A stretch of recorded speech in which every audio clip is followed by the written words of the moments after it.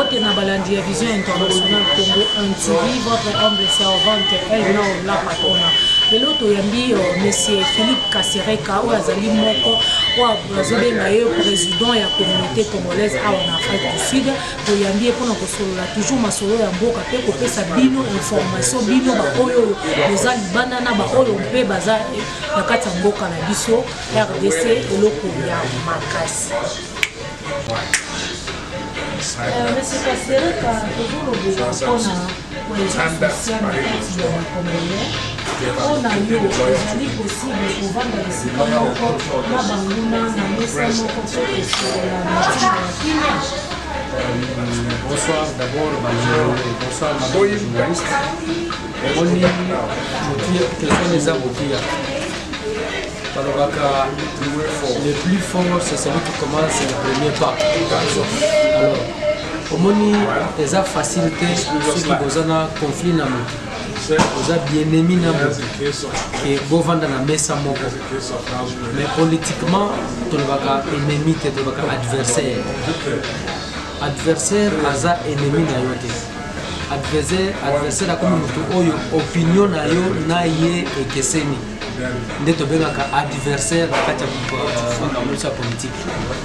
Mais ça peut bien parce que ceux qui ont un voisin, c'est dans le cadre de la politique du bon voisinage. Ceux qui ont un voisin, ils ont un continuer à conflit et vont continuer à team économique. Alors, nous devons le premier pas à côté la voisin.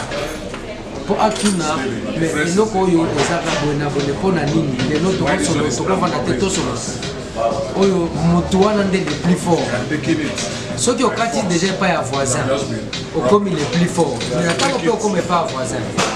Voisin faut qu'on le porte. On va déjà qu'on le batte le voisin, mais yo ma caméra yo sans la caméra. Faut pas donner le pessimbote. Quand je suis à côté moi na zobe la tête voisin. Ceux qui moi na zobe là, pour le banano ah soir à la qui moi na là.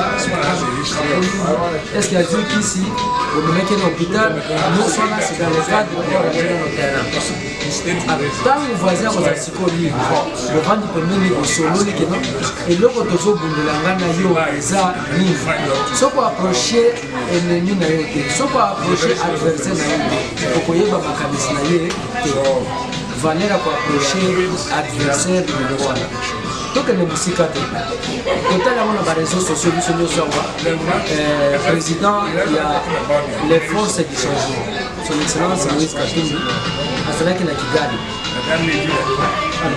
Tant que tu es na Kigali, totalement biso sur les réseaux sociaux, batumizo bino kwani na kende kuna, kona na kende kuna magana ndio bazo attaquer biso, bazo boma biso akilo sana nini kuna. Est-ce que ça pour koteka mboka te kaudiko. Omoni biso na Rwanda c'est l'oba information sur les réseaux sociaux que yokaka toza lokola ba ennemi parce que na ndenge information de kaka Rwanda nde azo soutenir azo financer ba tout le nyo sur la. Alors tant qu'il y a ça n'est pas à Kekuna. Mais faut dire déjà que le plus fort de Oya n'est pas à voisin à ceux qui nous camonent réellement ils ont de la. Alors dans tout le monde est là on a biso. Tout le monde est un pas d'abord vers la résolution de la crise entre la RDC et le Rwanda. Dans le pays côté gerbe de fleurs na ba victime de génocide. Batu nyonso baza na ba. Tout le monde a la tango ya ba mikolo to le ka tango fond Etienne Tshisekedi azalaka pe tour na Kigali. Tout le monde a fait Laurent Désiré Kabila azalaka pe tour na Kigali. Ba politicien belé a Congo bazalaka pe tour na Kigali. Ba tunyo sona bakenda kotala ko déposer gerbe de fleurs na Katia et si quand on a bâti ba victime de génocide ça pour bano na problème yo so zwaki ozo partager peine na yo ya moté kotala yo. Mais entre-temps, il faut la paix, comment mettre la paix entre le Congo et la République du Rwanda. Parce que nous comme sous les Alakaboyo qui le Cameroun. Mais ce que vous dites dans le Cameroun, que vous donnez un ennemi dans l'Ingaï, vous donnez un ennemi dans l'Ingaï, vous donnez un bien. Mais pour oyeba makanisme pour résoudre des problèmes, il faut qu'on approche. Mais ce n'est pas facile, madame Zapa le Bakalokola, ce que ça les moutons Bessenga par oui, que Senga par des facilité. Alors imaginez-vous le niveau de deux pays, deux nations. moto ase déplacer akende kotala esika toyebi ke makambo nyonso ya Congo makambo ezoboma Congo lelo ezowuta eza facilité c'est ça le plus fort d'akendaka ça la premier pas akende pa monguna baluka basolution ya dialogue baluka basolution ya kopesa kimia dans le cadre ya mboka nyonso kozala. Merci M. Kassereka Philippe, merci na rapport du Canada, parce que c'est un et alors, moi, je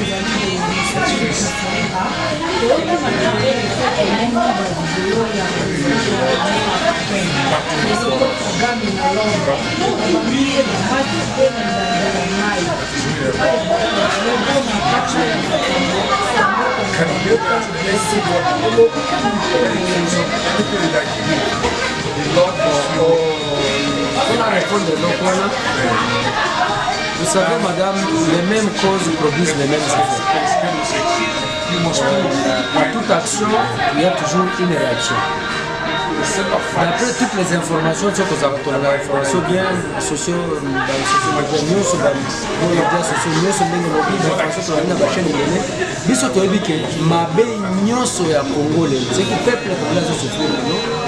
à cause de la douane. Alors, ceux qui ont des ana mutu yo omoni mutu wa dit que ce que vous avez commencé pour na mutu wana c'est ça là ya moni basala qui réaction mais tant babandi mabakona tant babandi babana ozana kanda pour ici là il faut réaction la bango eza normal ce qu'on coûte mutu azo mieux qu'on a nous politique pour aller caboter alors ba sagita qui na mais esali pe eloko wana esali malamu parce que tango ya lobby alobi na répété mingi bakongole na loni babwakeli na maki na poza kende kotala na université pour des années de matin na bakikia kuna alors balobi que non eza bien eloko bakongole basali parce que na eloko wana pe tozi réponse parce que quand tu n'as finalement Rwanda eza monene. Comment un petit pays peut attaquer un grand président comme la lièvre na éléphant? Mais ça dit que peut na kati ya eloko wana abimisi na kambebele. Tant on dit que ceux qui font souffrir le peuple congolais, ils vivent mieux que le peuple. Ce n'est pas pour le développement. Awa Zolo Batek en tant que président de la République du Rwanda, Azolo Batek en tant que président de l'Union africaine, et ça c'est très important. Alors, bateau va souffrir pour la peuple congolais. Ils vivent mieux quelque part. C'est que quelque part, pour la peuple congolais, ils ont congolais quelque part. Bango Moko. Tant on dit que non, les Congolais n'ont pas d'idéologie. Dans la même idéologie, nous avons notre idéal. C'est très important. Moi, la vérité n'est pas bon à dire où la vérité blesse. Alors, mais il ne faut pas y blesser du son. Au contraire, véritoire, il faut que ça dise tant il y a réflexion. Parce qu'il faut toujours à ce moment où les gens qui le bac tous à la GTP. Tous à l'eau, tous analyser en haut, tous réellement mon biso azanani. Et puis les Congolais souffrent parce que d'autres qui font souffrir ces Congolais-là, ils vivent mieux quelque part. Batouane est banal. Faut tout le soit peut-être un jour, mais tu il faut bien raisonner, parce que depuis que le Congo est Congo, on n'a jamais été en paix. Même avant que le président Kagame soit président du Rwanda, même avant qu'il soit président de l'Union africaine, le Congo souffre. Donc quelque part, les amours n'étaient pas là. La position à moi, c'est dans la République du Zaïre. On a eu beaucoup de problèmes. Nous avons 9 voisins. Au Congo, 9 voisins. Mais pourquoi on souffrir ma casse dans le problème? Mais il faut y avoir des minéraux. nous sommes parmi les pays riches du monde, selon les notre sous-sol. Le bloc on a fait comme nous sommes pas. Mais qu'est-ce que nous préparons pour protéger ce que nous avons? Je vais donner un exemple. Tant que FPR a se réunir, a vu l'idée globalement, les lois Rwanda est début. Il faut Rwanda pour changer le régime, il faut Rwanda pour tourner, il faut Rwanda pour tirer, il faut Rwanda qui ne peut pas développer. Bakutana ki bango na bango. Basololi makambo wana bao bazaki opposé au régime en place ya Habyarimana base retiraki lokola biso toza en exil toza libanda basali. Le président Kagame a été formé aux États-Unis akenda bato mosusu bazwi formation ti aye abundeli mboka na ye azwi pouvoir. Tala lelo Rwanda bakomi kosala montage ya bavéhicule bakomi kotonga mboka na bango. Corruption est diminuée olania na ba médias sociaux que corruption diminuée Rwanda bakomi kotonga Rwanda ezwaki eyambaki manifestation yo soki ya baréunion ba pays africains bakene na Rwanda et puis la compétition il y a Coupe d'Afrique peut-être na Rwanda. Mais pourquoi biso tozaka kana pasi bandaka? Pourquoi biso toa libanda na ba politicien na biso toa libanda toko faire des sika mon côté to décider pour l'avenir en mboka na biso? Mais tozo pointer les doigts. Oh eza Rwanda, oh eza Burundi, oh eza Uganda, oh eza Boy. Pourquoi tolelaka to pointer ka batu po ba misaki? Mais bango ba se retiraki ba ki raisonner comment pour sauver mboka na bango. Et ils ont sauvé mboka na bango. Les gens sont que na Rwanda eza différent na Rwanda ya kala. C'est parce que bafanda ke sika moko basele sika basangani basololi basali action eza que le Rwanda eza sika ezali. Mais pourquoi biso tokosa le loko na yango baki les Congolais n'ont pas d'idéologie. Eza vérité mais na jango eza bien moi somme taipsio mabena yo. Il faut qu'on soit au recorriger mabe wana. Donc pour faire parce que mutu yebo kwa biye bakati. Mais Congolais pas yebo bakati. C'est ça. Et eza eloko moko siko il faut to banda ko étudier eloko wana. Kama bito za na idéologie ça signifie quoi? Ça signifie beaucoup. Donc idéal est ce que ça té. Boko bunda boko boyebi sika bouti té. Boyebi pe eloko ni bozo bunda. Parce que idéal est ça. Eloko to sala na ba politicien na biso o baza na mboka. Na ba politicien na biso o baza libanda. Na biso to na exil lelo. Il faut to kutanaka. To sur la biso nyoso qu'est-ce que nous pouvons faire? Quel apport mutra ko tia pour ko ngona lelo ezala sauver. Tango to ko zo lobby. To so ko la mboka wana. Tango to ko zo lobby. Ba blague nyoso to sala ki pendant plus de 50 ans depuis l'indépendance, il faut aussi. Pour na nina zo bande wana. Touti musika madame. Lelo tozana bentele Congo za mtu moko atanga. Mais mboka na biso zo bonga te kwa. Parce que to mona mabe ya mtu moko. Kabila za mabe. Kabila te Joseph Azamade, Joseph Kabila Azamade. Mais to mona ka mtu moko. To mona régime te, to mona système te. Yeso ka keyi batona batika ba pembe na ye. Mboka kozala ka nene. Donc il faut tout ça changement ya régime, na changement de mentalité. Donc classe politique nyonso za pembe ya parti au pouvoir lelo. Il faut quoi? Bato sika ceux qui mutoya ko so pouvoir tia bato sika bato baza libanda baza mentalité ya malamu baza na corruption te baza na mentalité basi ba changer que ba vivre libanda au monde. Qu'est-ce que nous pouvons faire chez nous? Et c'est le quoi ça madame toko sala nous sommes capables de le faire. Merci monsieur Philippe Kassereka wana boyoki pour nous faire venir les enfants manger alors monsieur Philippe Kassereka nous mon côté de Safali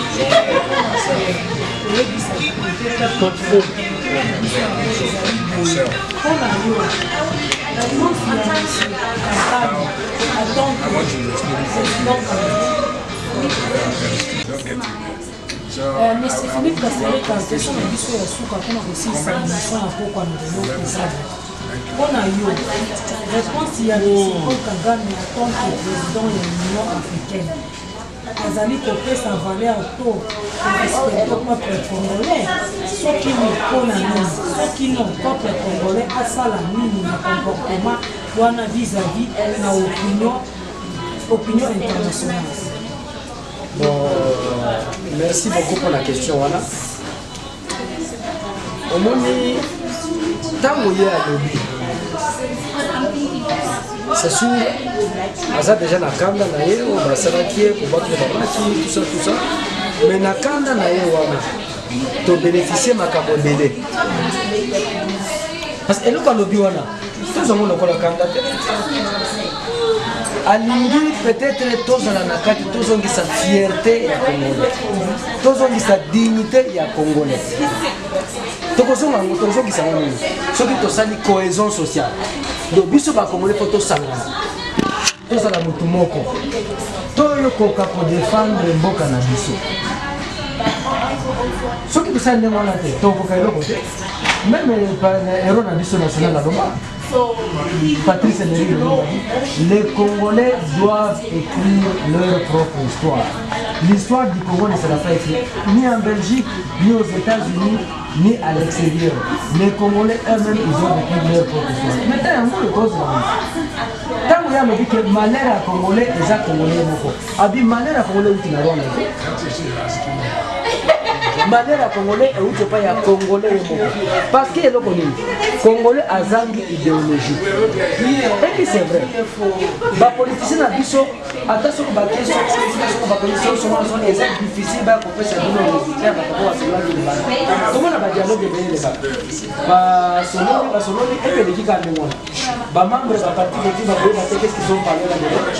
Beaucoup de parti a quel banda a quel ba donateur a quel ba financier a quel ba soutenir soutenir le parti politique peut-être na ko solution mboka mais tant ya kozonga akoye bisa maman na loko na donc et donc c'est la biso toza na cohésion sociale donc biso ba ko biso nyonso to banda lokola na kati ya conférence nationale to mituna qu'est-ce qui ne marche pas au Congo ce qui te met plus de monde parce qu'il y a quelque chose qui ne marche pas au Congo pour que mboka na biso ezala na toza na bato nyonso toza na mayele toza na biloko mais tozokoka protéger yango nakopesa mo exemple mo miko bato oyo bazwaka coltan na zamba ozwa coltan na walikali okoma na ville ya bukavu okoma na ville ya mosusu ya uvira oleka barob bloke ebele mais soki osombi kilo moko na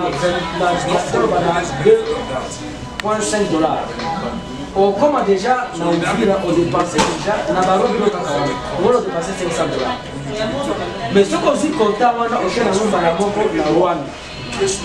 kilo, on a 150 $. Alors, qui est l'ennemi des Congolais? Est-ce que les gens vont à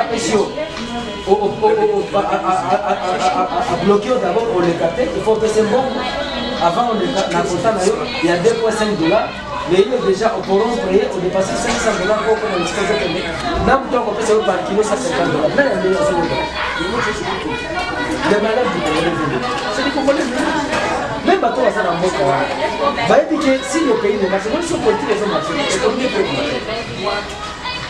Ceux qui nous montrent qu'ils ont marché, l'économie peut marcher. Alors, dans le Congo, les gens nous disent comme politiciens. Ceux qui baillent par rapport à la position, ils vont à la parole. Peut-être que ce bandit n'a pas de c'est parce que là, comme il y a un niveau que les musiciens y ont bon, c'est pas musiciens y ont pas de la parlement. Mais sinon, il fallait chose à la cour. Pour bailler notre salaire. Là, comme ça, on a le peuple voit ça. Donc, nous avons besoin d'une cohésion sociale dans tous les peuples congolais. Ensemble, se mettre ensemble autour d'un symposium ou une conférence nationale. Nous devons parler du mal du Congo et du mal des Congolais ouvertement. Si on ne fait pas cette bataille, c'est cette cohésion sociale qui va nous amener maintenant à voir où est-ce qu'on a gâché et où est-ce qu'est-ce que nous pouvons faire. Parce qu'en fait, Kagame a nous peut-être tout prouver et nous devons le prouver. Parce que nous avons tout le Rwanda Nari, nous devons le prouver par nos connaissances que nous sommes maintenant dans la cohésion sociale, que nous avons maintenant l'idéologie et le Congo va monter demain. Vous imaginez, Zélo par exemple, pour exemple, au biso comme une ambassade dans la Pretoria. Si on a un bâtiment dans l'ambassade, on d'accord. Mais que nous sommes dans la résidence privée ambassadeur et l'équipe ambassade dans l'Israël, il y a quelque chose qui ne va pas. Il y a quelque chose qui ne va pas. Il y a quelque chose qui ne va pas. Nous devons faire une conférence nationale ou un symposium où tous les Congolais doivent participer et nous devons parler du mot, du mal du Congo pour qu'on s'en passe. Et nous devons voir qu'est-ce qui ne va pas au Congolais d'abord et au Congo, à notre pays, pour pour dégager les conséquences et les avantages. Peut-être avec ça, on va avancer. Si on ne fait pas ça, madame, nous allons rester comme ça pendant 100 ans. Il n'y a pas longtemps, il y a longtemps, on était indépendant. Mais pourquoi on ne veut pas? C'est ce qui nous manque, la dignité du Congolais, remettre la dignité du Congolais et la fierté du Congolais. C'est d'abord nous-mêmes intérieurement. Nous nous rencontrons tous, nous traitons des problèmes du Congo, on ramène le Congo les devant. Comme les Rwandais ont fait, comme les Ghanéens ont fait, comme on a fait partout. Tous les pays aujourd'hui sont en train de libérer de ce président qui ne veut pas partir après leur mandat. Mais qu'est-ce que nous attendons? Voilà le problème. Voilà le problème. Merci beaucoup, nous sommes presque à la fin de notre émission. On a les deux, j'espère que ceux qui Monsieur Philippe Kasereka, Ndele alobi na badur maye, toza mikolo, toza mayele, tomeke mpe koraisonne makambo nini oyo biso moko tomikotaka na derrière. Apointe bapoint mo eza très important, tolingi kopointe bato badwa pro. Tant que tu as la vie sur nous, tu as pointé mon commissaire, tu as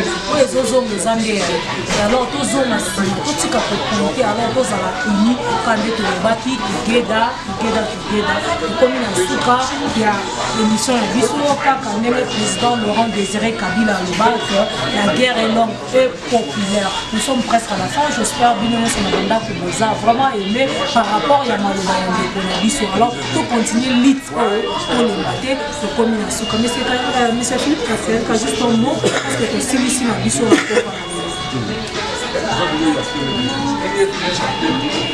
Juste les lobes suka pour te connaître sur le suka. Bon, la koloba na bande kona biso nyoso bazali bana na bazana mboka. Oh nyoso azana produit na kutuma epa ya Philippe Kasereka a contacté Vision Internationale tokutana na débat. Na zo se souvenir na feu Nyamwisi Muvingi que son âme repose en paix azolo ba besoin de l'homme du débat. Désolé ba bato babunda kana balabala te. Pour arranger les choses, nous devons nous rencontrer sur une table et faire le débat. Nous avons besoin de beaucoup de débats, nous les Congolais. Et ça doit se faire. Dans la diaspora ou au niveau du pays. Merci beaucoup. Merci beaucoup.